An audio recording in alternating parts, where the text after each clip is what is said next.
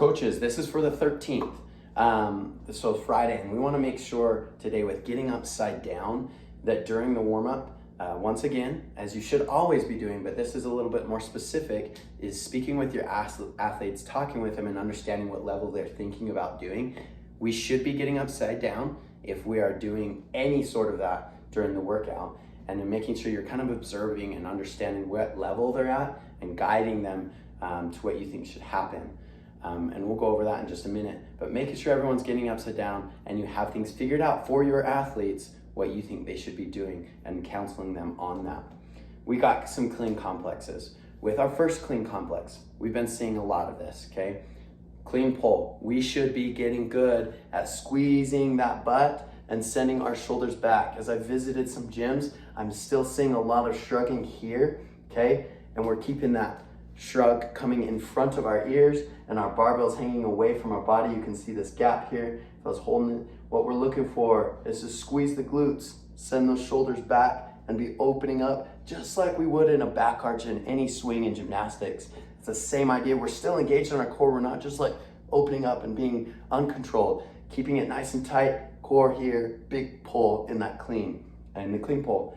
Then we got the power clean, and then remember, when it states clean, it means squat clean. Make that very clear to your classes.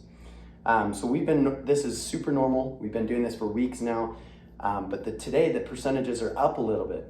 Because that is the case, we're gonna start seeing people being a little bit more sloppy again. Stay on our athletes with our cues. Hit every single athlete within this complex in these 4 or 5 sets. I believe it's 4 sets within this time, to make sure they know exactly what to do. And if that means for you as coaches to not let athletes go right as that buzzer goes on that every 2 minutes, that's okay.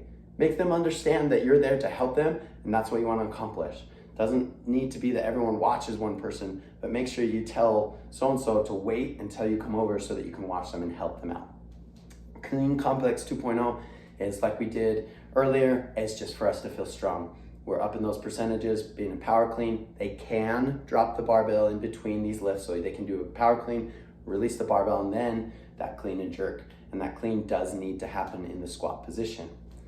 For I walk the line, getting upside down after biking will be more challenging than people realize.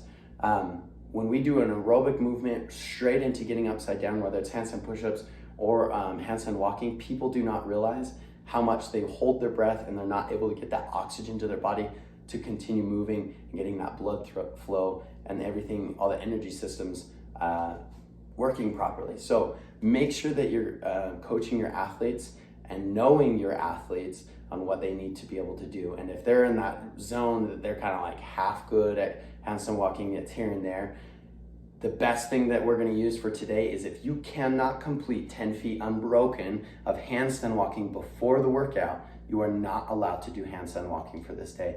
That doesn't mean that during the workout they have to do 10 feet unbroken.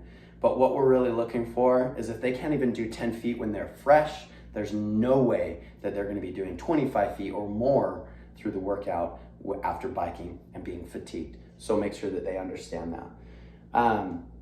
With this interval style workout, we're going 3 minutes on, 1 minute off, 3 minutes on, 1 minute off, 3 minutes on, 1 minute off, and finishing with a 4-minute interval. This should be set up on your clocks for just 4-minute periods. Every 4 minutes it's going, and you are keeping your athletes on time and giving them that 1 minute rest for the first 3 rounds. That 1 minute rest is imperative to make sure that it is there. And that last one, basically because of how fatigued they will be, they probably will see relatively similar numbers to their first 3 rounds as well. I want to make sure it's clear that we're doing strict knees to elbows for our upper levels to help develop us to getting to rope climbs. Those are going to start appearing in our programming soon. I know that not all of us have ropes in our gyms, but we want to make sure that that starts happening, exposing our athletes to this. This is a really great fitness skill to have.